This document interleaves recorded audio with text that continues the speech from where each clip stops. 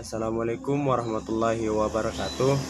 Perkenalkan, nama saya Ordian Ahmad dari kelas 28D dengan NIM 18472411041. Baik, di sini saya akan menjelaskan tentang analisis butir soal. Yang pertama yaitu tingkat kesukaran. Tingkat kesukaran adalah derajat kesukaran atau taraf kesukaran butir dalam suatu tes bagi peserta dan dinyatakan dengan P atau proporsi. Tingkat kesukaran adalah sebagai suatu butir dijawab oleh peserta tes atau responden.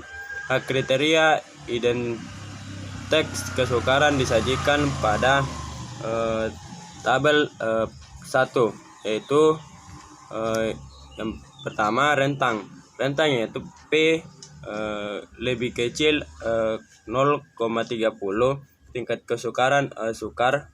Kemudian yang kedua itu 0,31 lebih kecil dari P lebih kecil dari 0,7 tingkat kesukaran sedang. Kemudian 0,7 lebih kecil dari P lebih kecil dari 1,00 tingkat anunya itu mudah. Kemudian yang kedua yaitu B, daya beda. Daya beda atau D butir tes adalah kemampuan butir tes untuk mengetahui seberapa besar suatu butir tes dapat membedakan antara peserta tes yang berkemampuan tinggi dengan peserta tes yang berkemampuan rendah. Mengetahui daya beda sangat penting bagi penyusun butir tes karena ada anggapan bahwa setiap individu memiliki perbedaan dalam kemampuan, sehingga butir tes yang dibuat juga harus dapat memberikan gambaran adanya perbedaan. Kemudian daya beda ini sekurang-kurangnya harus berkualitas cukup. Kriteria indeks daya beda disajikan pada tabel 1.2. Yang pertama indeks daya beda, yaitu pertama 0,40 lebih kecil dari D, keterangan sangat baik atau soal diterima baik. Kemudian yang kedua yaitu 0,30 lebih kecil dari D lebih kecil dari 0,39, keterangan baik atau soal diterima tetapi perlu diperbaiki. Yang ketiga yaitu 0,20 atau lebih kecil dari D lebih kecil dari 0,29 atau cukup atau soal diperbaiki. Kemudian keempat itu D kecil dari 0,20, keterangan jelek atau soal dibuang. Kemudian yang ketiga yaitu analisis pengecoh.